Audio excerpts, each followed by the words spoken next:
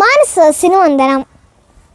ബഹുമാനപ്പെട്ട അധ്യാപകരെ, എൻ്റെ പ്രിയക്കൂട്ടുകാരെ, നമുക്കെല്ലാവർക്കും അറിയാം ഗസയിൽ ഇസ്രായേൽ നടത്തുന്ന വംശഹത്യ. ഇതിനെ പശ്ചാത്തലമാക്കി ശ്രീമതി ഷാഹിദ ശാന്തപുരം എഴുതിയ ഗസ കരയരുത് എന്ന കവിതയിലെ ഏതാനും വരികളാണ് ഞാൻ ഇന്നിവിടെ ചൊല്ലാൻ പോകുന്നത്.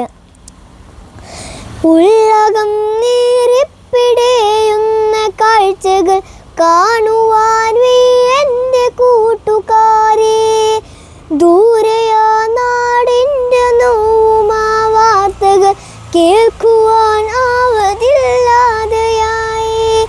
പൊരുതുന്ന ഗസയും അവസാന ശ്വാസവും അഭിമാനമോടെ പകുത്തിടുന്നു. അതിരുകൾ മായ്ച്ചു കളഞ്ഞൊരാ നാടിൻ്റെ അരുമയാ മക്കൾ പൊരുതിടുന്നു.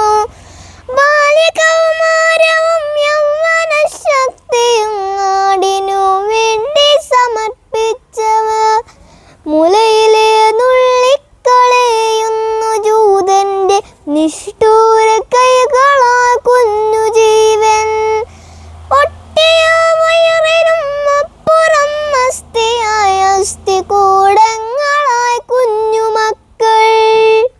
തീക്കോളമായി വിഴുങ്ങിടുവാനായി എന്തെന്തു പാതകം ചെയ്തതവർ.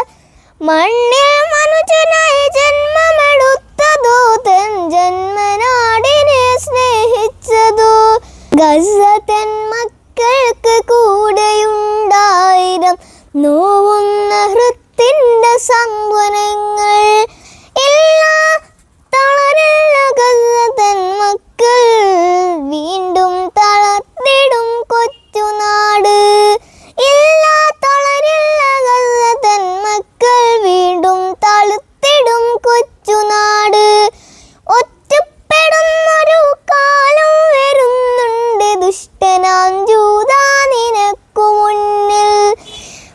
ഇല്ല ജൂദാ നീ വാഴുകില്ല അവിടെ, കാലം നിനക്കായി കാത്തുവച്ചിടും. ഇല്ല ജൂദാ നീ വാഴുകില്ല അവിടെ, കാലം നിനക്കായി കാത്തുവച്ചിടും. നന്ദി, നമസ്കാരം.